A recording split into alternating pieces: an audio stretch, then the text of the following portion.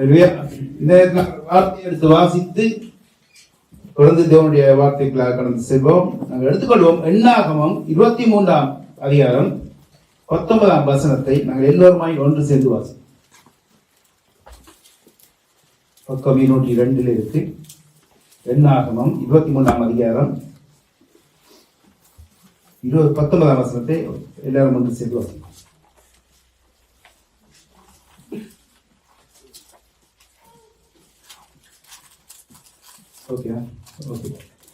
பொய் சொல்ல தேவன் ஒரு மனிதன் அல்ல, மனம் மாற அவர் மனுபுத்திரனும் அல்ல.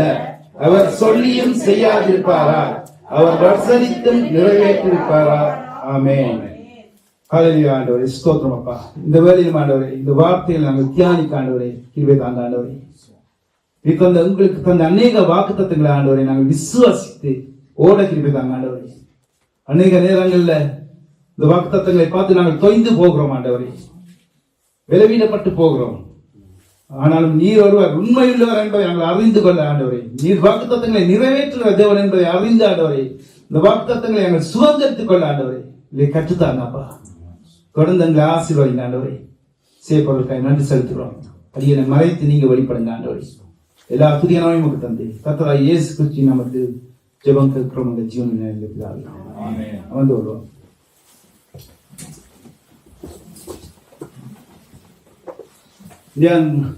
செய்திக்கு தலையங்கமாய் நான் எடுத்துக்கொண்டது வாக்கு தத்தங்களை விசுவாசித்து எப்படி ஒரு வெற்றியுள்ள வாழ்க்கை வாழ்றதுன்னு சொல்லி பார்க்க போறோம்.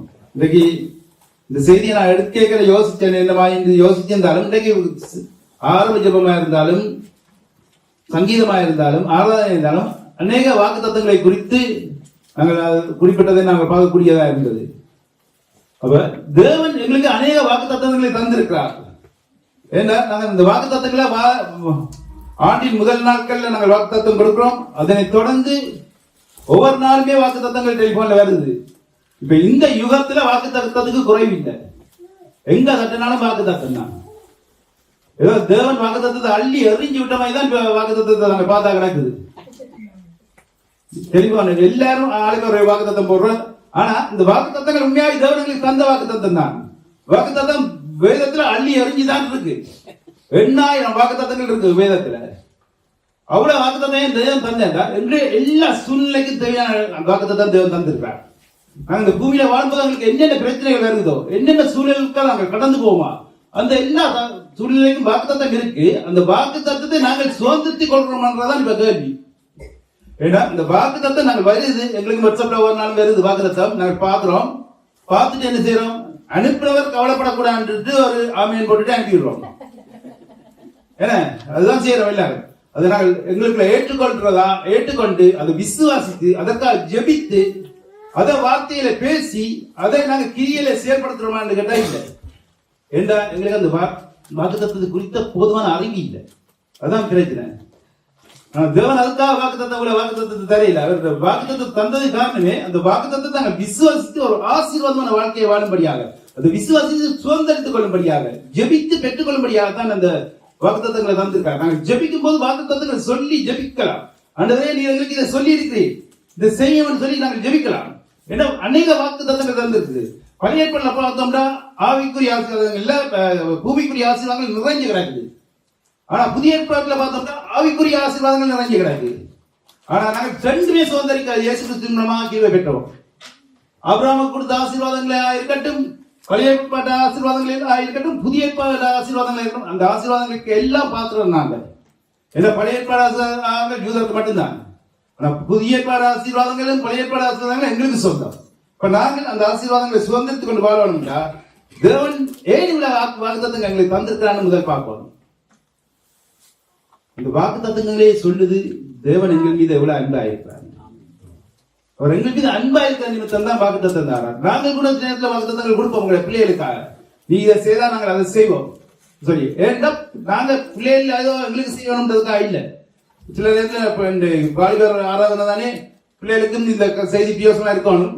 நாங்க சொல்றோம் அவர்கள் படித்து நீ பாஸ் பண்ணா உனக்கு நான் கார் வாங்கி தாரேன், நீ இதை முடி அது செய்து தாரேன், இது செய்து தாரேன். ஏன் சொல்றோம்?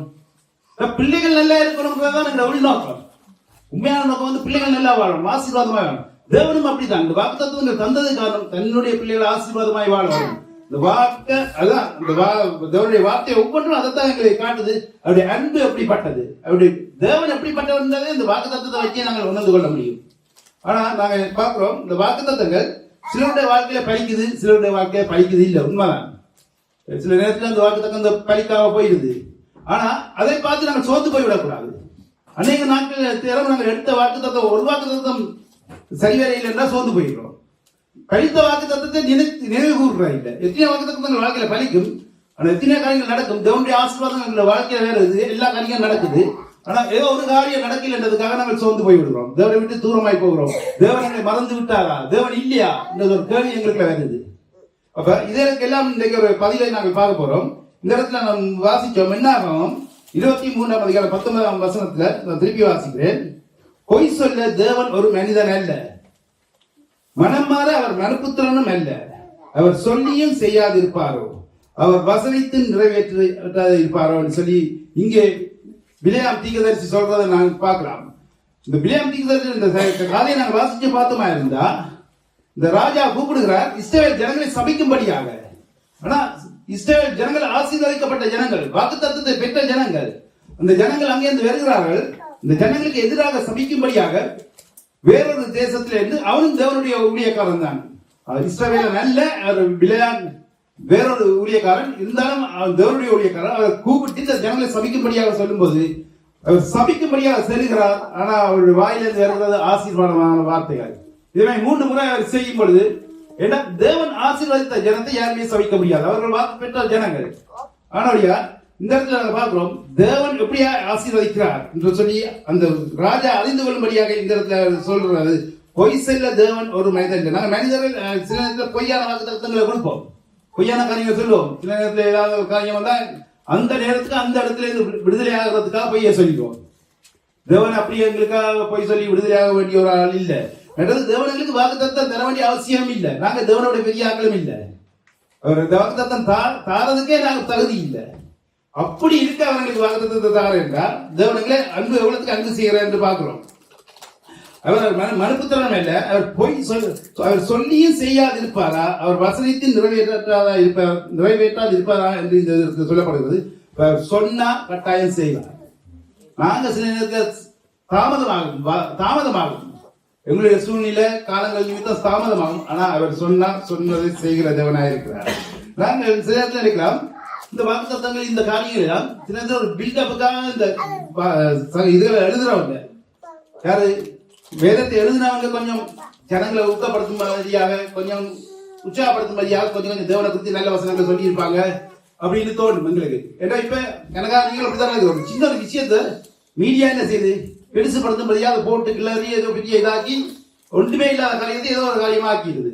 அதே மாதிரி தான் தேவனுடைய இந்த காரியம் தேவன் ஒன்று சொல்லாத நேரத்திலையும் அந்த எழுதுறவர்கள் ஏதாவது தேவனை குறித்து நல்ல பெருமையா எழுதணும் அப்படி இப்படின்னு சொல்லி வாக்குகளை கணக்கு இதுல போட்டிருக்கீங்க நாங்கள் யோசிப்போம் வேண்டாம்.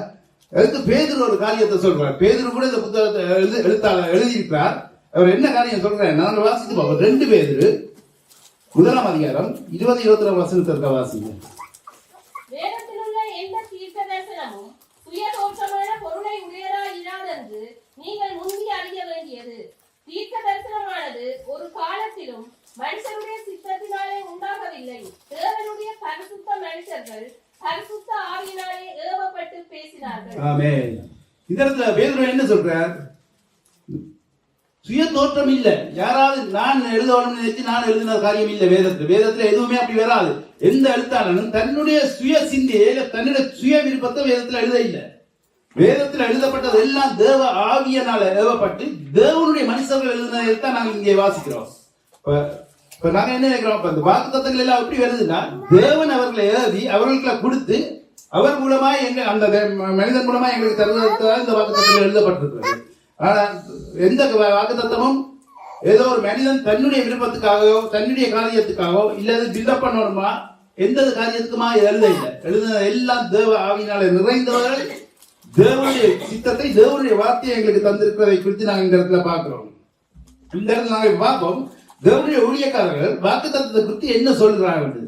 அநேக ஊழியக்காரர்கள் தேவனுடைய வாக்குத்தத்தத்தை விசுவாசித்தார்கள், சுதந்திரத்துக் கொண்டு அதை குறித்து பேசினார்கள்.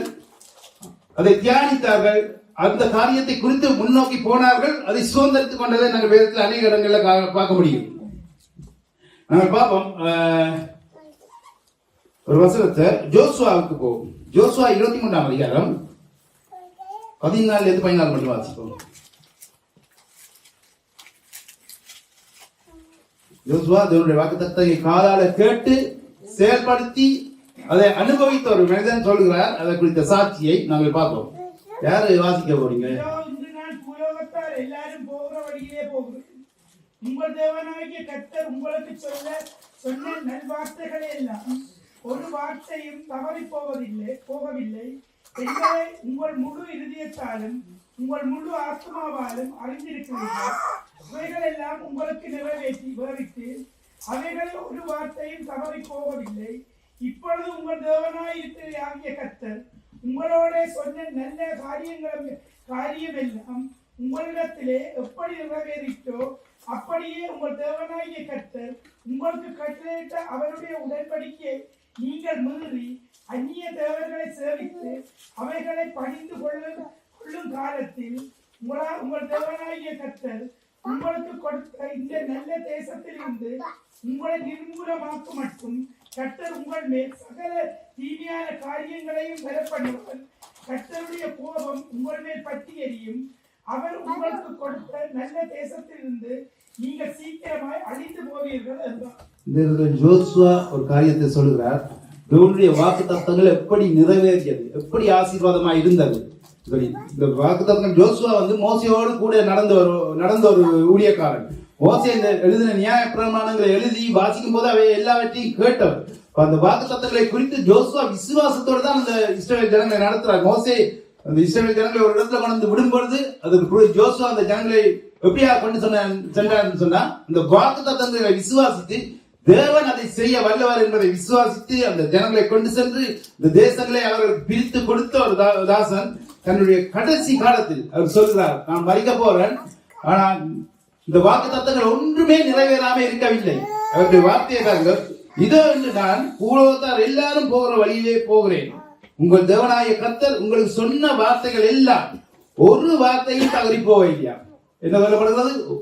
கொடுத்த வார்த்தையில ஒரு வார்த்தையும் தவறி போகவில்லை என்பதை உங்கள் முழு இருதயத்திலும் உங்கள் முழு ஆத்மாவிலும் அறிந்திருக்கிறீர்கள். நீங்களே இதை கண்டிருக்கிறீங்க, நீங்களே இதை அறிந்திருக்கிறீங்க. அவைகள் உங்களுக்கு நிறைவேற்றிட்டு அவைகளில் ஒரு வார்த்தையும் தவறி போகவில்லை. இப்பொழுதும் உங்கள் தேவனாகிய கர்த்தர் உங்களோட சொன்ன எல்லா நல்ல காரியம் எல்லாம் உங்களிடத்தில் எப்படி நிறைவேறிட்டோ அப்படியே உங்கள் தேவனாகிய கர்த்தர் உங்களுக்கு கட்டளையிட்ட அவருடைய உடன்படிக்கையில் நீங்கள் மீறி அந்நிய தேவர்களை சேவித்து அவளை பணிந்து கொள்ளும் காலத்துல எல்லாம் மாறுபட்டு சொல்லி இந்த சொல்றாரு. தேவன் எல்லாம் நல்லபடியாக தான் நடத்துறார். தன்னுடைய பிள்ளைகளுக்கு தேவையான வாக்குத்தத்தத்தை கொடுத்து ஆசீர்வாதங்களை கொடுத்து எல்லாம் கொடுத்து நடத்துறார். ஆனா சில நேரத்தில் தேவன் சில கண்டிஷன்லையும் கொடுப்பார். சில ப்ரொமிஸ் கண்டிஷனலோட தான் இருக்கும், சிலது அன்கண்டிஷனல் இருக்கு. ப்ரொமிஸ் இல்லை. சில வாக்குத்தத்தம் எல்லாருக்கும் இருக்கு. சில வாக்குத்தத்தம் தேவனோட நெருங்குறவர்களுக்கு சில உடன்படிக்கையின் அடிப்படையில் தான் கொடுப்பார். நாங்க சில நேரத்தில் இந்த வாக்குத்தத்தம் நிறைவேறலைன்னு சொன்னா நாங்கள் தேவனை குறித்து கவலைப்படுறத விட எங்களை குறித்து நாங்கள் யோசித்து பார்க்கணும். அதான் முக்கியம். நான் இந்த வாக்குத்தத்தம் ஏன் என்னுடைய வாழ்க்கையில நிறைவேறலை என்றால் அதுல என்னென்ன ஏதாவது காரணம் இருக்காங்க. இங்கே அதுதான் ஜோசுவா சொல்றார். இந்த வாக்குத்தத்தங்கள் எல்லாம் உங்களுக்கு நிறைவேறிட்டு, ஆனா நீங்கள் இந்த தேவனுடைய இந்த கண்டிஷனை விட்டு வெளியில போனீங்களா இருந்தா இந்த வாக்குத்தத்தங்கள் உங்களுக்கு மாறும், நிறைவேறாமல் போகும். சொல்லி ஏண்டா தேவனுக்கு பிரியமில்லாத காரியம் விக்கிர ஆராதனை, வேற ஜனங்களுடைய தெய்வங்களை சேவிக்கிறது தேவன் அறிவிக்கிற காரியம். ஆனா அதே காரியத்தை இந்த ஜனங்கள் செய்தார்கள். ஜோசுவா மோசேக்கு ஒரு மாதிரி அவர்களை நடத்தினார். நான் மறித்த பின்பு இதே மாதிரி காரியங்களுக்கு நீங்க போவீங்களா இருந்தா உங்களுக்கு நடக்க போறது வேற காரியம் என்று நீங்க சொல்லப்படுகிறதை நாங்கள் பார்க்கலாம். அதே மாதிரி தான் இன்னொரு காரியத்தை பார்ப்போம். 2 சாமுவேல் 7ஆம் அதிகாரம் 25 29 பார்ப்போம். இப்பொழுதும் தேவனாகிய கர்த்தாவே, நீர் உமது அடியேனை அவன் வீட்டையும் குறித்து சொன்ன வார்த்தையை என்றென்றைக்கும் நிலைவரப்படுத்த தேவரீர் சொன்னபடியே செய்தருளும். அப்படியே சேனைகளின் கர்த்தர் இஸ்ரவேலின் மேல் தேவனானார் என்று சொல்லி உம்முடைய நாமம் என்றென்றைக்கும் மகிமைப்படுவதாக. உமது அடியானாகிய தாவீதின் வீடும் உமக்கு முன்பாக நிலை நிற்பதாக. உனக்கு வீடு கட்டுவேன் என்று இஸ்ரவேலின் தேவனாகிய சேனைகளின்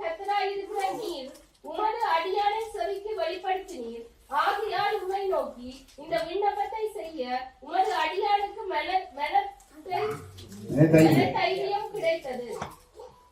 இந்த இடத்துல நாங்கள் போறோம். அடுத்தது தேவனுடைய தாசனாகி தாவீது ராஜாவுடைய கதையை பார்க்கும்போது, தாவீது ராஜா ஆடுகளுக்கு பின்னாலே திரிந்த ஒருத்தனை தேவன் அழைத்து அவனை ஆசீர்வதித்து தேசங்களுக்கே ராஜாவாக்குறார். தாவீது ராஜா அந்த தேசங்களை எல்லாம் ஆண்டு கொள்ளும்படி தேவன் அவரோடு கூட இருந்து நடத்துகிறதை நாங்கள் காண்கிறோம். தேவனுடைய வார்த்தைகளை தாவீது ராஜா விசுவாசித்தார். இப்ப தாவீது ராஜா அந்த விசுவாசித்து நாத்தான் மேல் என்ற தீர்க்கதரிசிக்கு சொல்றார், தேவன் எனக்கு நல்ல ஒரு வீட்டை கட்டி தந்திருக்கேன், நான் நல்லபடியா சந்தோஷமா இருக்கிறேன்.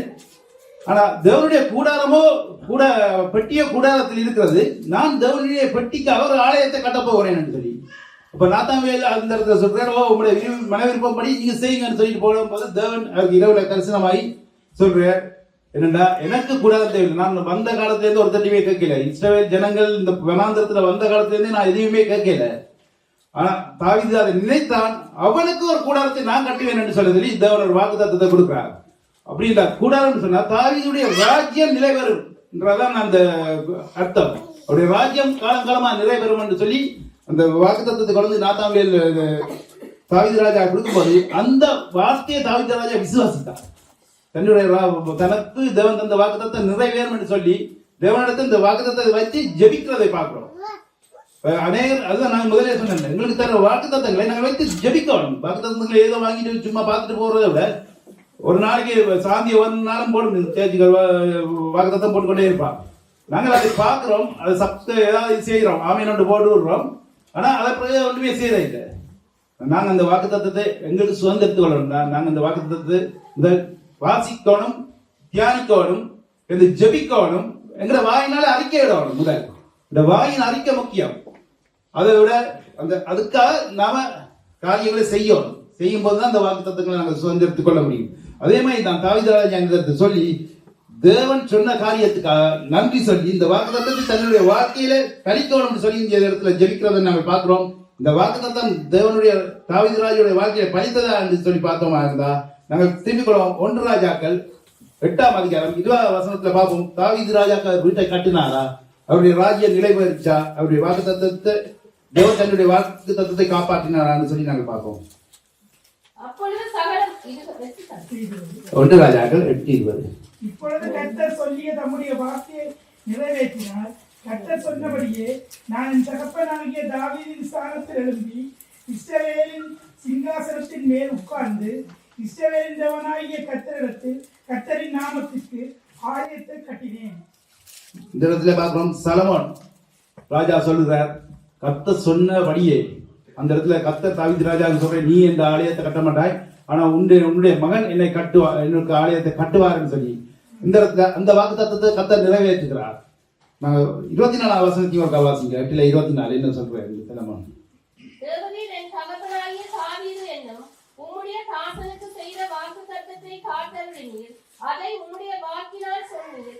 இந்நாளில் இருக்கிறபடி உம்முடைய கரத்தினால் அதை நிறைவேற்றினீர். ஆமென். இந்த இடத்துல தாவீது ராஜா அந்த வார்த்தையை சொல்றாரு, என்னடா தேவன் கொடுத்த அந்த வாக்குத்தத்தத்தை நிறைவேற்ற போதுமானவா இருந்தா நிறைவேற்றினார். ஏன்னா தாவீது ராஜா அந்த ஆலயத்தை கட்டி ஜெபிக்கும் போது தேவனுடைய பிரசன்னம் அங்க இறங்கினது.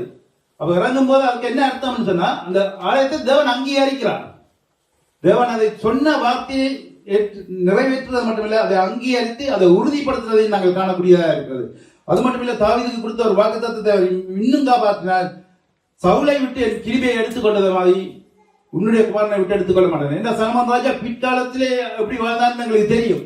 ஆனா தேவனுடைய கிருபை அவரோட இருந்தது. அவர் தன்னுடைய வயது செல்ல மட்டுமே அங்க ஆட்சியில இருந்துதான் அவர் மறிக்கிறார். கூடுதலா சவுலை பார்த்தா அப்படி இல்லை. சவுல் தன்னுடைய இளம் வயதிலேயே யுத்தத்துல மறிக்கிறதை பார்க்கக்கூடியது. தேவனுடைய ஆசீர்வாதங்களை பெற்றவர்கள் நாங்கள் பார்ப்போமே இருந்தா வயது சென்று விருதாப்பியமாய் அடைந்து அதுக்கு பிறகு அவர்கள் மறிக்கிறதை நாங்கள் காணக்கூடியதா இருக்கு. அப்ப தேவனுடைய ஆசீர்வாதம் அப்படி இருக்கிறது அவர்களோடு கூட. தேவன் கொடுத்த வாக்குத்தத்தம், தாவீதுக்கு கொடுத்த வாக்குத்தத்தத்தை தொடர்ந்து காப்பாற்றி கொண்டு வருகிறார். அதே மாதிரி தான் ஒவ்வொருத்தரும் தேவன் வாக்குத்தத்தங்களை கொடுக்கும்போது அதை காப்பாற்றுகிறதை இந்த சாட்சிகள், அவர்களுடைய வாயின் சாட்சிகளாலே இங்கே பார்க்கிறோம். வாக்குத்தத்தங்களை நாங்கள் பார்க்கவில்லை, வாக்குத்தத்தங்கள் நிறைவேறியதை தான் பார்க்கிறோம். ஆனா வேதத்தில் அநேக வாக்குத்தத்தங்கள் இருக்கிறது. அதை பார்க்கணும்னு சொன்னா இன்னொரு நாள் வேணும் எங்களுக்கு. அந்த வாக்குத்தத்தங்கள் எங்களுக்கான வாக்குத்தத்தங்கள் என்னன்னு சொல்லி. ஆனா இந்த இடத்துல நாங்கள் பார்த்து கொண்டு வரோம் வாக்குத்தத்தங்கள் நிறைவேறிய விதங்களை குறித்து தான் பார்த்து கொண்டு வரோம். இன்றைக்கு இன்னொரு காரியத்தை பார்ப்போம். நெகோமியா 9ஆம் அதிகாரம் 7 8 வசனத்தை வாசித்து பார்ப்போம். ஆபிரகாமை தெரிந்து கொண்டு அவனை ஊர் என்னும் கல்தேயரின் பட்டணத்திலிருந்து புறப்பட பண்ணி அவனுக்கு ஆபிரகாம் என்று பெயரிட்ட தேவனாகிய கர்த்தர் நீர். அவன் இருதயத்தை உமக்கு முன்பாக உண்மையுள்ளதாக கண்டு கானானியர், ஏத்தியர், எமோரியர், பெரிசியர், எபூசியர், கிர்காசியருடைய தேசத்தை அவன் சந்ததிக்கு கொடுக்கும்படி அவனோட உடன்படிக்கை பண்ணி உம்முடைய வார்த்தைகளை நிறைவேற்றினீர். நீர் நீதி உள்ளவர். ஆமென். அவர் நீதி உள்ளவர், வார்த்தையை நிறைவேற்றுகிற தேவன். இந்த இடத்துல நாங்கள் பார்க்க வேண்டாம். ஆபிரகாமை அவர் தெரிந்து கொண்டார். தேவன் ஆபிரகாமை தெரிந்து கொள்ளும் போது ஆபிரகாம் ஒரு பெரிய மனிதன் இல்ல, ஒரு ஹீரோ இல்ல, ஒன்றுமே இல்ல. அவர் ஒன்றுமே இல்லாத ஒரு ஆளா ஹீரோவா தான் இருந்தார். ஒன்றுமே இல்லாத ஒரு மனிதனை தேவன் கூப்பிட்டு அவரை பெருமைப்படுத்துறதுதான் தேவனுடைய மகிமை. தேவனுடைய காரியமே அப்படிதான். தேவனுடைய ராஜ்யத்துக்கு யாரை அழைத்தாலும், தேவனுடைய ஊழியங்களுக்கு அழைத்தால் கூட ஏதோ படித்தவர்கள் பெரியவர்களை அழைத்து அவர் பயன்படுத்துறது கிடையாது. ஒன்றும் இல்லாதவர்களை எடுத்து பயன்படுத்துறதுதான். அப்பதான் தேவனுடைய நாமம் மகிமைப்படும்.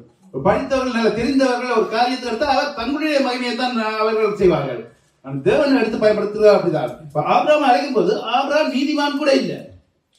ஆபிரகாம் அழைத்து அவரை வழி நடத்தி அவருக்கு வாக்குத்தத்தங்களை கொடுத்து, உன்னை ஆசீர்வதிக்கிறேன் ஆசீர்வதிப்பேன், உன்னை சபிக்கிறேன் உன்னை சபிப்பேன், பூமியில் ஜனங்கள் எல்லாம் உனக்குள்ளே ஆசீர்வதிக்கப்பட்டிருக்கும், ஒரு பிள்ளை கூட இல்ல, வானத்து நட்சத்திரங்களை காட்டி உன் சந்ததி இப்படி பெருகும், அநேக வாக்குத்தத்தங்களை ஆபிரகாமுக்கு கொடுத்துதான் அந்த பட்டணத்திலிருந்து வெளியில வான்னு சொல்லி அங்கே கூப்பிட்டு ஆசீர்வதித்து நடத்தினார். ஆனா தேவனுடைய வாழ்க்கையை நாங்கள் பார்க்கும்போது அவ்வளவு ஆசீர்வாதம் ஆபிரகாமுக்கு நிகழ்ந்தது. ஆபிரகாம் ஆசீர்வதிக்கப்பட்டார். ஆபிரகாம் விசுவாசத்தில் வல்லவரானான்னு சொல்றோம். காலப்போக்கில் இருந்தவர் தேவனுடைய வார்த்தைகள் ஒவ்வொன்றும் நிறைவேற அவருக்குள்ள விசுவாசம் பெறப்பட்டது. விசுவாசம் பெறப்பட்டு அவர் அந்த காரியத்தை செய்ததை குறித்து இந்த இடத்துல நாங்கள் பார்க்கலாம். அதே மாதிரி தேவன் எங்கள் மத்தியிலும் எங்களை அழைக்கும் போது நாங்கள் பெரியவர்களா இருக்கணும் அவசியம் இல்லை, தேவனை குறித்து அறிவு இருக்கணும் அவசியம் இல்லை. ஒன்றுமில்லாத எங்களை தான் அழைத்து அவர் தன்னுடைய காரியங்களை செய்கிறார், தன்னுடைய ஊழியங்களை செய்கிறார், தன்னுடைய ராஜ்யத்தை கட்டுகிறார். ஒன்றுக்கே தகுதி இல்லாதவர்களை அவர்கள் வாக்குத்தத்தம் தந்தவர். உன்னை அழைத்து இந்த காரியத்தை செய்வன்னு சிலருக்கு வாக்குத்தத்தம் கொடுத்து அந்த வாக்குத்தத்தங்களை நிறைவேற்றுவதை நாங்கள் பார்க்கலாம். இன்றைக்கு என்னென்ன சபைகள்ல வாக்குத்தத்தங்கள் மெலிந்து போயிட்டு தேவன் சொல்லாததை சொல்கிறார்கள். அதனால வாக்குத்தத்தங்கள் விசுவாசம் இல்லாம போகுது. முந்தைய அந்த காலத்துல அப்படி இல்லை. தேவனுடைய ஊழியக்காரர்கள், தேவனுடைய தீர்க்கதரிசிகள் வாக்குத்தத்தம் சொன்னா ஏவப்பட்டு சொல்லும் போது ஆவியில அந்த வாக்குத்தத்தங்கள் பலிக்கிறதை நாங்கள் காணக்கூடியதா இருக்கு. அதனால என்ன செய்யலாம் சொன்னா நாங்கள் தொடர்ந்து பார்ப்போம் என்னென்ன மாதிரி வேற வேற காரியங்களுக்கு போகிறோம் சொல்லியா. நாங்கள் சங்கீதத்தில் போய் பார்ப்போம். சங்கீதத்தில் அப்படி முன்னுக்கு இருந்தா அப்படி பின்னுக்கு மட்டும் போக போறோம். சங்கீதம் 77 சங்கீதத்துக்கு போவோம். 7-12 மட்டும் வாசி. ஆண்டவர் நித்திய காலமாய் தள்ளிவிடுவாரோ, இனி ஒருபோதும் கையை செய்யாதிருப்பாரோ, அவருடைய கிருபை முற்றிலும் அற்று போயிட்டோ, வாக்குத்தத்தமானது தலைமுறை தலைமுறைக்கு ஒளிந்து போயிட்டோ, தேவன் இரக்கம் செய்ய மறந்தாரோ, கோபத்தினாலே தமது ஊக்கமான இரக்கங்களை அடைத்துக் கொண்டாரோ என்றேன். இந்த இடத்துல நாங்க பார்க்கிறோம், ஆசாப் ஒரு சங்கீதம் பாடுகிறார். ஆசாப்புடைய ஒரு காரியம் நிறைவேறாம போகிறது. நான் முதல் சொன்ன மாதிரி அப்பொழுது ஆசாப்புக்கு ஒரு ஐவிச்சம் வருகிறது. என்ன, தேவன் எங்களை விட்டு விட்டாரா? தேவன் எங்களோடு இல்லையா? எங்களை மறந்துட்டாரா சொல்லி அந்த ஒரு காரியம். அது இல்ல, ஆசாப்புக்கு மட்டும் இல்ல, எங்களை ஒவ்வொருத்தருக்கும் வரும். சில நேரத்தில் நாங்கள் பாடுகளுக்கு கஷ்டங்களுக்கு கடந்து போகும்போது இப்படியான சூழ்நிலை வரும்போது நாங்கள் தேவனை ஐமிச்சப்படுவோம். எல்லாருக்கும் இது வளமதான். எனக்கும் வரும், உங்களுக்கு வரும், எல்லாருக்கும் வரும். தேவனை அறிந்து தேவனோட நடக்கிற அனைவருக்கு வரும். ஆனா வரும்போது அவர் என்ன தொடர்ந்து கீழே நாங்கள் வாசிப்போம். என்ன சொல்றேன், தேவன் நடத்திய பழைய விதங்களை நான் யோசிச்சு பார்ப்பேன். அப்பொழுது என் விசுவாசம் பெறப்படும். இந்த தேவன் ஏற்கனவே அநேக வாக்குத்தத்தங்கள் நடத்துறார். ஆனா ஒரு வாக்குத்தத்தம் எங்களுக்கு பிளக்கிட்டு சொன்னா, ஒரு காரியம் எங்களுக்கு தப்பா போயிட்டு சொன்னா நாங்கள் எங்களுடைய ஐமிச்சம் எங்களோட மைண்டுல இருந்தே சாதாரணமா வந்துருவாது. அது எங்களுடைய விளைவினா. ஆனா அப்படி வரும்போது நாங்கள் என்ன செய்வோம்னு சொன்னா, தேவன் ஏற்கனவே நடத்தின விதங்கள், எங்களை எங்க இருந்து அழைத்தார், எப்படியா நடத்தினார், எப்படியா ஆசீர்வதித்து வைத்திருக்கார், எப்படியா உயர்த்தி வைத்திருக்கார் என்பதை நாங்கள் மீட்டுக் கொள்ளணும். மீட்டுக் கொள்ளும் போதுதான் அந்த பலத்தை நாங்கள் மறுபடி பெற்றுக்கொள்ள முடியும். அப்ப நாங்கள் எங்களுக்கு முடியாத சூழ்நிலை வரும்போது, காரியங்கள் வரும்போது நாங்கள் அந்த காரியத்தை பற்றி யோசிக்க வேண்டியதா இருக்கு. ஏண்டா நம்முடைய சொந்த குமாரன் பாராமல் எங்களுக்காக குமாரனையே தந்தவர். இந்த சின்ன சின்ன வாக்கு தத்தங்கள், சின்ன சின்ன பாடல்களுக்காக எங்களை அனுமதிக்க அவர் சித்தமாயிருப்பாரா? அது தற்செயலாக இருக்கிற காரியம் தான். அதை வைத்து நாங்கள் சோர்ந்து போகாம அந்த காரியங்களை இன்னும் இன்னுமாய் தேவனுக்குள்ளாக நாங்கள் விலப்படும்படியாக அவர் செய்த காரியங்கள், அவர் எப்படியான ஆசீர்வாதங்களை எங்களை கொண்டார், நாங்கள் எப்படியாக இருந்தோம், எப்படியாக மீட்கப்பட்டோம், எப்படியான ஆசீர்வாதத்துல வந்திருக்கோம், தேவன் இப்ப எங்களை எப்படி ஆசீர்வதிச்சு நடக்கிறார் என்று சொல்லி அதை நினைத்து பார்க்கும்போது அந்த சோர்வுல இருந்து நாங்கள் விடுதலை ஆக முடியும். அதைத்தான் இங்க ஆசாப் தொடர்ந்து சொல்லும் போது அந்த காரியத்தை சொல்லுகிறார். தான் பழைய காரியங்களை நினைத்தேன், அப்பொழுது மறுபடியும் பலன் அடைந்தேன் என்று சொல்லி நாங்கள் வாசிப்போம். அடுத்த சங்கீதத்துக்கு போவோம். சங்கீதம் 119 41வது வசனத்தை வாசிக்கிறோம். கர்த்தாவே, உம்முடைய வாக்கின்படி உமது தயவும் உமது ரட்சிப்பும் எனக்கு வருவதாக. 58வது வசனம். அதே இதுல இதயத்தோடும் உம்மை முழு இதயத்தோடும் உம்முடைய தயவுக்காக செஞ்சுகிறேன், உமது வாக்கின்படி எனக்கு இரண்டும். இந்த இடத்துல தாவீது ராஜா வாக்கு தத்தங்கள் சொல்லி ஜெபிக்கிறத நாங்க பார்க்கக்கூடிய இருக்கு. 41 பார்க்கும்போது இந்த வாக்கு தத்தங்களை சொல்லி ஜெபிக்கிற ஒரு காரியத்தை தாவீது ராஜாவுடைய வாழ்க்கையில பார்க்க முடிந்தது. தாவீது ராஜாக்கு தேவன் அநேக வாக்கு தத்தங்களை கொடுத்தார் அந்த தீர்க்கதரிசிகள் மூலம். அந்த வாக்கு தத்தங்கள் அவருடைய வாழ்க்கையில நிறைவேறாம போகிற ஒரு சூழ்நிலை உண்டாகும் போது அந்த இடத்துல தேவனுக்கு இந்த வாக்கு தத்தங்களை சொல்லி ஜெபிக்கிற ஒரு காரியத்தை பார்க்க முடிகிறது. பாடுகளுக்குள்ளார கஷ்டங்களுக்குள்ளார போகும்போது தான் பெற்ற வாக்கு தத்தங்கள் தேவன் தனக்கு தந்த வாக்கு தத்தங்களை குறித்து இந்த இடத்துல சொல்லி ஜெபிக்கிறது பார்க்கலாம். அந்த வாக்கு தத்தம் நிறையாம போறதுக்கு காரணம் தாவீது ராஜாவோட பிள்ளையா இருக்கலாம். பிள்ளையா இருந்தாலும் தேவன் வாக்கு தந்தவர், அவர் மாறாதவர், அவர் உண்மை உள்ளவர். அந்த இடத்துல தாவீது ராஜா ஜெபிக்கும் போது அந்த காரியங்களை சொல்லி சொல்லி ஜெபிக்கிறதை பார்க்கலாம். அதை விட தாவீது ராஜா உன்னத காரியத்தை சொல்றாரு. அந்த வாக்கு தத்தத்தை இவ்வளவு மகிமையானது, தேவனுடைய வாக்கு தத்தம் இவ்வளவு மேன்மையானதுன்னு சொல்ல அதே 119 சங்கீதத்துல 62வது வசனத்தை வாசிச்சு பாருங்க. உமது நீதியான நியாய தீர்ப்புகளை நிமித்தம் உம்மை துதிக்கும்படி பாதி ராத்திரியில் எழுந்திருப்பேன். உமக்கு பயந்து உமது கட்டளைகளை கைக்கொள்ளுகிற அனைவருக்கும் நான் தோழன். கர்த்தாவே, பூமி உமது கிருபையினால் நிறைந்திருக்கிறது, உமது பிரமாணங்களை எனக்கு போதியும். ஓகே, இதுல கொள்ளையை விட சந்தோஷப்படுது என்று சொல்லி ஒரு வசனம் இருக்குது. கூட்டங்கள் என்னை கொள்ளையிட்டு 162 பாருங்க. 119 162 வாசம். கொள்ளை உதவியை கட்டுப்பிடிக்கிறவன் மகிழ்கிறது போல நான் உமது வார்த்தையின் பேரில் மகிழ்கிறேன். இவருடைய வார்த்தையின் பேரில் என்னத்தை எப்படி மகிழ்கிறோம்? பெரிய ஒரு கொள்ளைக்காரன் போய் கொள்ளையாடி கிடைக்கிற அந்த மகிழ்ச்சியை விட இந்த வார்த்தை, தேவனோட வார்த்தை, எங்களுக்கான வார்த்தை எங்களுக்கு வரும்போது அது எங்களுக்கு அவ்வளவு மகிழ்ச்சியை தருதுன்னு சொல்லி இந்த இடத்துல தாவீது ராஜா சொல்றதை பார்க்கலாம். ஏன்னா தாவீது ராஜா அந்த வாக்கு தத்தங்களை விசுவாசித்து அதை அனுபவித்து வந்ததுக்காக நாங்கள் பார்க்கிறோம். அதே மாதிரி தான் பழைய ஏற்பாட்டில் எல்லாருக்கும் இந்த வாக்கு தத்தங்கள் கொடுக்கப்பட்டிருக்குது. நாங்கள் புதிய ஏற்பாட்டுல வருவோம். புதிய ஏற்பாட்டுல வரும்போது அந்த வாக்கு தத்தங்கள், இந்த பழைய ஏற்பாடு வாக்கு தத்தங்கள் இயேசு கிறிஸ்து மூலம் எங்களுக்கு சொந்தமா இருந்தாலும் புதிய ஏற்பாட்டில் அநேக வாக்கு தத்தங்கள் எங்களுக்காக தரப்பட்டிருக்கிறது. அந்த வாக்கு தத்தங்களை நாங்கள் பார்ப்போமா இருந்தா நாங்கள் வாசித்து பார்ப்போம். அப்போஸ்தலர் 2ஆம் அதிகாரம் 38 40 மட்டும் வாசித்து பார்ப்போம்.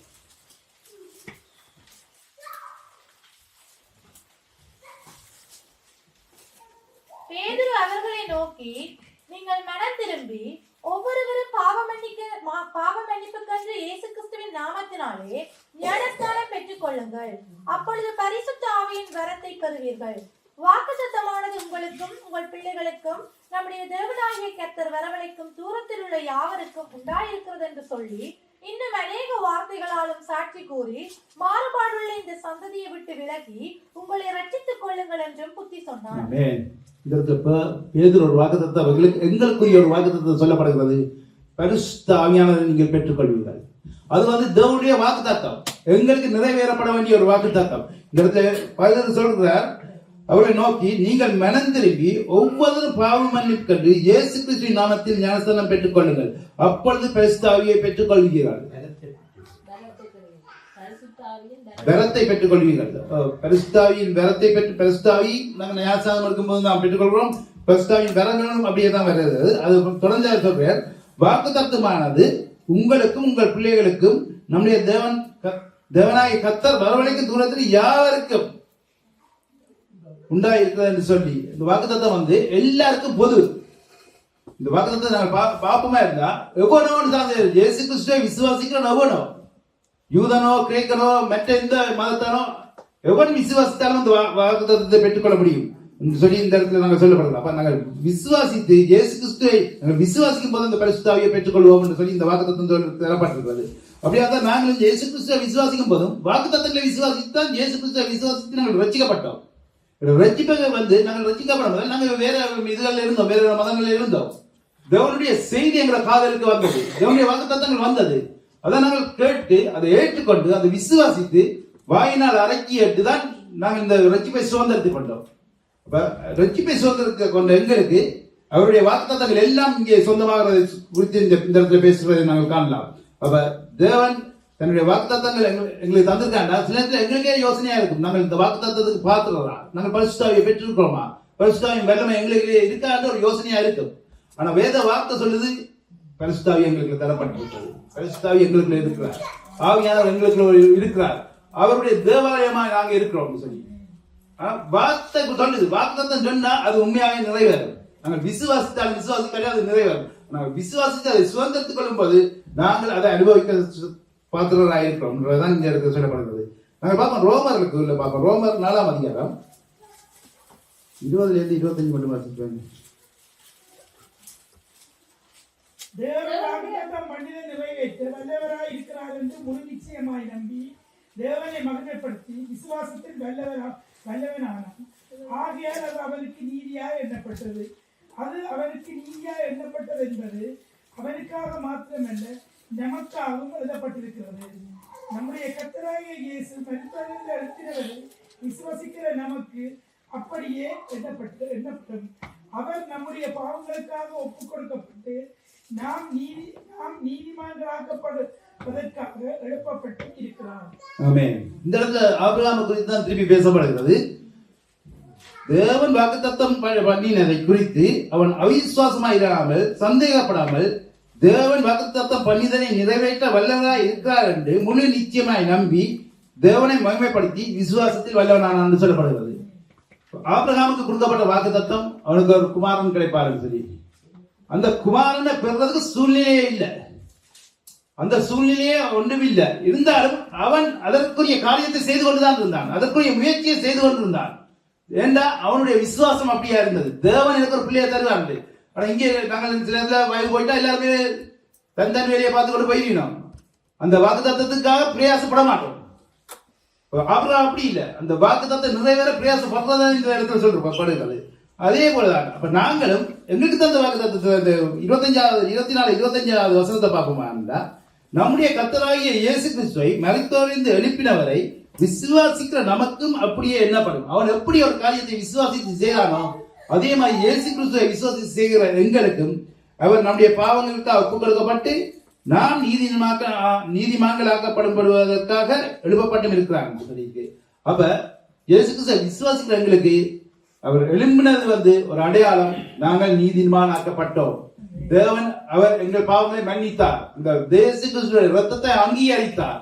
அதனால நாங்கள் நீதிமானாக்கப்படுகிறோம் என்றதுக்கு ஒரு அத்தாட்சியா இருக்கிறது. இயேசு கிறிஸ்து மறுபடியும் உயிர்த்தெழுந்ததை வைத்துக் நாங்கள் அறிந்து கொள்ளலாம். அவரை விசுவாசிக்கிற நாங்கள் எல்லாருமே இந்த விசுவாசத்தின் மூலமாக இந்த செயல்பட்டு இந்த ஆசீர்வாதத்துக்கு தகுதி உள்ளவர்களாய் மாறுகிறோம் சொல்லி நாங்கள் ஒரு இன்னொன்று வாசிப்போம். ரோமர் 4ஆம் அதிகாரம்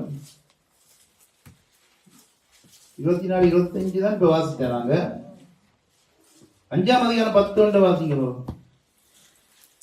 5ஆம் அதிகாரம் 5ஆம் அதிகாரம் வாசிங்க. ஓகே, 10 வாசிங்க. நாம் தேவனுக்கு சத்துருக்களாய் இருக்கையில் அவருடைய குமாரனின் மரணத்தினாலே அவருடனே ஒப்புரவாக்கப்பட்டோமானால் ஒப்புரவாக்கப்பட்ட பின் நாம் அவருடைய ஜீவனாலே ரட்சிக்கப்படுவது அதிக நிச்சயமாமே. ஆமென். இஸ்ரவேலுக்கு நாங்கள் நிற்கலாம். எங்களுடைய ரட்சிப்பு நிச்சயம் இல்லையோ இருக்கா, ரட்சிக்கப்பட்டோமா இல்லையா, தேவர்களை எடுத்துக்கொள்வாரா இல்லையான்னு சொல்லி ஐமிச்சங்களுக்கு வரலாம். நம்முடைய வாழ்க்கையில நாங்கள் தொடர்ந்து இந்த ஊழிய தேவ வாழ்க்கையில வாழ்ந்து கொண்டிருக்கும் போது கூட எங்கள் ரட்சிப்பை குறித்து உறுதி இல்லாமல் இருக்கலாம். ஆனா இங்கே வாக்குத்தத்தம் சொல்லப்படுகிறது, அவர் குமாரனே தந்து எங்களை மீட்டெடுப்பாரா இருந்தா எங்களை ரட்சியாம விட்டுறாரா. எங்களை அழைத்தவர் அவர் எங்களை ரட்சித்தே தீர்வார். அவர் ரட்சிக்கப்படியாதான் அழைத்தார். அவர் எங்கள் மீது வைத்திருக்க அன்பினால்தான் எங்களுக்கு இந்த வாக்குத்தத்தங்களை தந்து எங்களை அழைத்தவர். எங்களை அப்படியே தள்ளிவிட போறது இல்லை. நாங்கள் போன வழியில போனா கூட அவர் எங்களுக்கு நேரான வழியை தருவார். இந்த நாட்கள்ல பாக்குறோம், மறுபடியும் கொண்டு வருவார் சொல்லி அவரால் நாங்கள் ஜீவன் அடைகிறது அதிக நிச்சயம் என்று சொல்லப்பட்டிருக்கிறது. எபிரேயர் 11 இருக்கா வாசிங்க.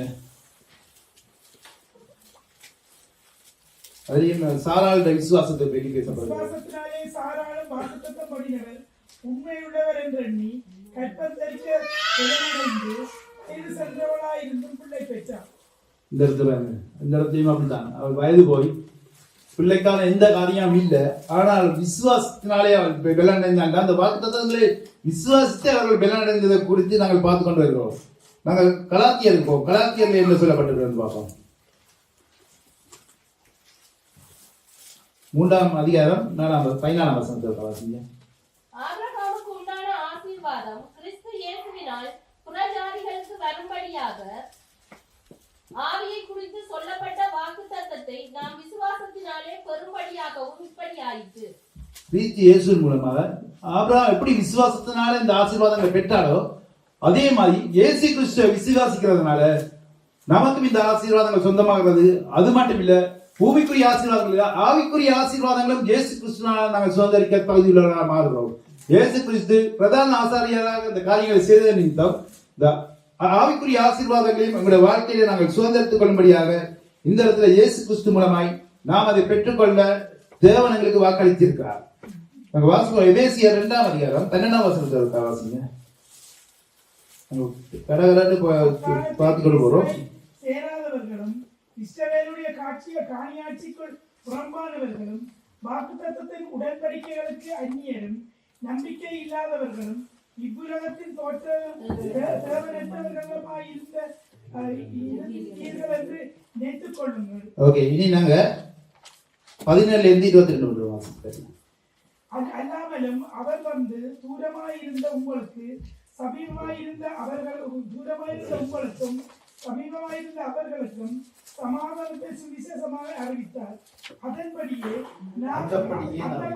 நாம் இருதரத்தாலும் ஒரே ஆவியினாலே பிதாவினிடத்தில் சேரும் சிலாக்கியத்தை அவர் மூலமாய் பெற்றிருக்கிறோம்.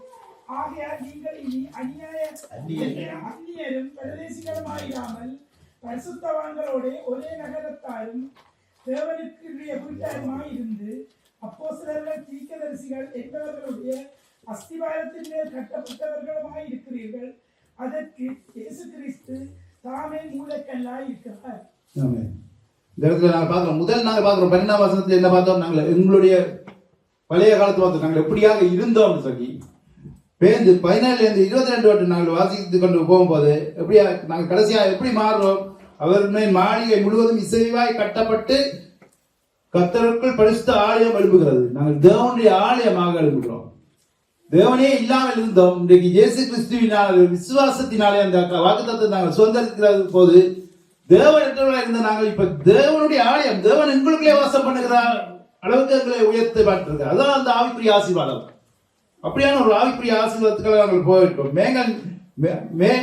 அவர் மேல் நீங்கள் ஆவியினாலே தேவனுடைய வாசத்தலமாக கட்டப்பட்டு வருகிறீர்கள் என்று சொல்லப்பட்டிருக்கிறது. அங்கே கல்லினாலே கட்டப்பட்ட ஆலயம் தேவனுடைய பிரசன்னத்தால் நிறைஞ்சது. ஆனா இங்கே ஜீவனுள்ள கற்கள், நாங்கள் ஒவ்வொருவரும் ஜீவனுள்ள கற்களாக கட்டப்பட்டிருக்கிறோம். இந்த இடத்துல ஆலயமாக, தேவனுடைய ஆலயமாக, ஜீவனுள்ள கற்களாக அவருடைய ஆலயமாகத்தான் இந்த இடத்துல கூடியிருக்கிறோம். நாங்கள் ஒவ்வொருவரும் ஆலய கற்கள் தான். நாங்கள் எல்லாம் சேர்ந்தாதான் தேவனுடைய ஆலயம். இந்த ஆலயத்துக்குள்ள அவர் வாசம் பண்ணுகிறார். அந்த ஆசீர்வாதத்தை பெற்றோம். தேவனற்றவர்களா இருந்தோம். இன்றைக்கு இயேசு கிறிஸ்துவை விசுவாசிக்கிறதாலே அந்த வாக்குத்தத்தத்தை நாங்கள் சுதந்திரித்துக் கொண்டு அந்த இயேசு கிறிஸ்துவின் ஆசீர்வாதங்களை இன்று பெரும்படியாக இந்த ஆசீர்வாதங்கள் எங்களுக்கு தரப்பட்டிருக்கிறது. ஏன்னா தேவன் உண்மையுள்ளவர். அவர் வாக்கு கொடுத்தா மாறாதவர். இப்பொழுது நாங்கள் கூட ஐமிட்டப்பட தேவையில்லை. நாங்கள் தேவனுடைய ஆலயம். அவர் உண்மையுள்ளவர். அவர் எங்களை அழைத்து இம்மட்டாய் நடத்துகிறது அவருடைய மகிமைக்காக. அவர் அதை செய்து முடிக்கக்கூடியவராக இருக்கிறார் என்று சொல்லி நாங்கள் பார்க்க முடியும். நாங்கள் எபிரேயர்ல பார்ப்போம். எபிரேயர் 6ஆம் அதிகாரத்துல 13 இருந்து 15 மட்டும்.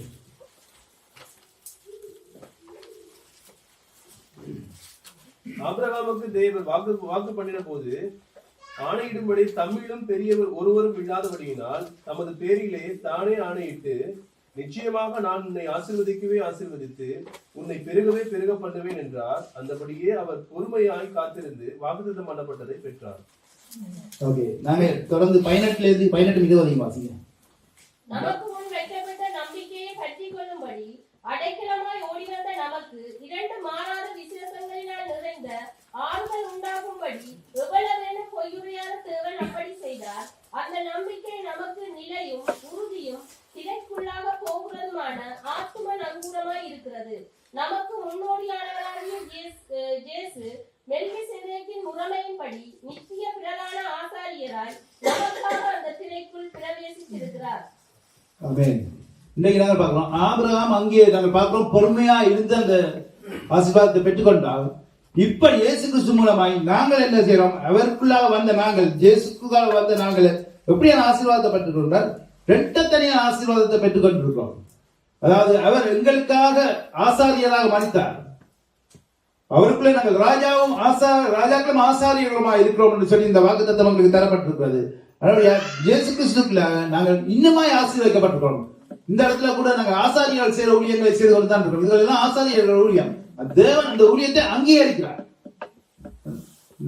அநேகர் இன்றைக்கு கேள்வி எழுப்புவார்கள், யார் இந்த மதங்களை உருவாக்கியது? கிறிஸ்தவ மத போதகர்களோட சில இதுகள் நான் பார்த்திருக்கிறேன். இப்ப ஆவிக்குரிய சபைகள் எல்லாம் சும்மா உண்டானது, தலைமைத்துவம் இல்லாதது, அது இது கணக்க சொல்லுவாங்க. ஆனா தேவன் இங்கே சொல்றார், ராஜாக்கள் ஆசாரியர்கள் ஆக்கும்படியாக அநேகரை தான் பாவியை எடுத்து ஆசாரியர்களாக மாற்றுகிறார். மாற்றுவது மட்டுமில்லை, அவர்களை ராஜாக்களோடு உட்கார வைக்கிற தேவனா இருக்கிறான்னு சொல்லி. அப்ப நாங்கள் பொறுமையோடு இருந்த அந்த தேவனுடைய விசுவாசத்துல இயேசு கிறிஸ்துவோடு நாங்கள் இணையும் போது தேவன் எங்களுக்கு தருகிற ஆசீர்வாதங்களை காணல. எங்களுடைய வாழ்க்கை தத்துவத்தை எப்படியா கொண்டு வராங்க, எங்களை இன்னுமா உயர்த்துறாரு. ஆனா புதிய ஏற்பாட்டில் நாங்கள் பார்த்தோம்னா ஆவிக்கு போவோம். ஆசீர்வாதம் இருந்தாலும் ஆவிக்குரிய ஆசீர்வாதங்கள் அநேகம். இந்த ஆவிக்குரிய ஆசீர்வாதங்கள் இருக்கும் போது மாமிசத்துக்குரிய ஆசீர்வாதம் தானாக வரும். அதுதான் வேத வாக்கியம் சொல்லுது. முதலில் தேவனுடைய ராஜ்யத்தை அவருடைய நீதியை தேடினீங்களா, ஆவிக்குரிய காரியத்தை தேடுங்க, மாமிசத்துக்குரிய காரியம் தானா வரும். இந்த வாக்குத்தத்தங்களை நாங்கள் பார்த்தோம். இன்னும் அநேகம் இருக்கிறது. நேரம் போறோடைய நாங்கள் அதில் விட்டு போட்டு காரியத்துக்கு வருவோம். வாக்குத்தத்தங்களை நாங்கள் விசுவாசிக்கிறோம். முதல்ல ஒவ்வொரு வாக்குத்தத்தங்களை ஏனோ தானோ தட்டி விட்டுட்டு போகாம நாங்கள் வருகிற வாக்குத்தத்தங்களை விசுவாசித்து அதை எங்களுக்குள்ள வாயில அறிக்கையோட வரும். அதை வாயில் ஏன்னா வாக்குத்தத்தம் எங்களுக்கு இருக்கும், வாயின் வார்த்தைகளோ அதுக்கு எதிராக தான் இருக்கும். இது ஒன்றுமே இல்லை, என்ன வாழ்க்கை இது, அப்படிதான் நாங்கள் பேசுகிறோம். வேலையும் இல்லை, ஒன்றும் இல்லை, வாழ்க்கை எப்படி போகுது. ஆனா ஆசீர்வாதமா இருப்போம். இந்த வாக்குத்தத்தம் எங்களுக்கு வந்திருக்கு.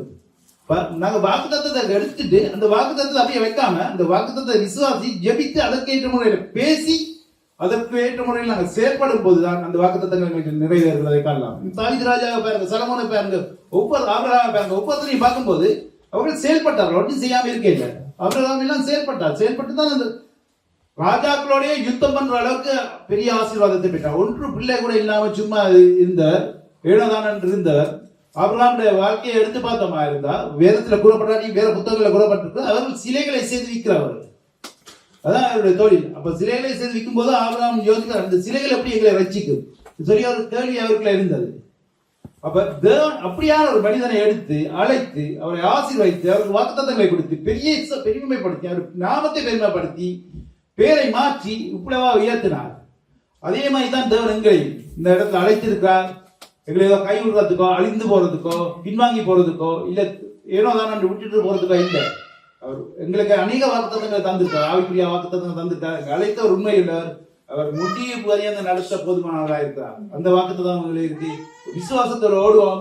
இந்த ஓட்டத்துல தொய்வுகள் வேறும், பலவீனங்கள் வேறு, நாங்கள் விடுவோம், எழும்புவோம், தொடர்ந்து ஓடுவோம். தேவனுக்குள்ள ஓடும்போது தேவன் எல்லாவற்றையும் நீக்கி நித்திய ஜீவனத்தை எங்களுக்கு போதுமானதாக இருக்கிறார். நாங்கள் இந்த நேரத்தில் வந்து எங்களுக்கு ஜெபிக்கட்டும். நாங்கள் வாக்குத்தத்தங்களை விசுவாசித்து வாழ்வோம். வாக்குத்தத்தங்கள் ஏனோ தான் யோசிச்சு தட்டி விடாதபடியும் வாக்குத்தத்தங்களை விசுவாசித்து ஜெபித்து அதை பெற்றுக்கொண்டு சுதந்திரித்து ஆசீர்வாதமாய் வாழ தேவன் எங்களை வழிநடத்தும்படியாக நாங்கள் ஜெபிக்கிறோம்.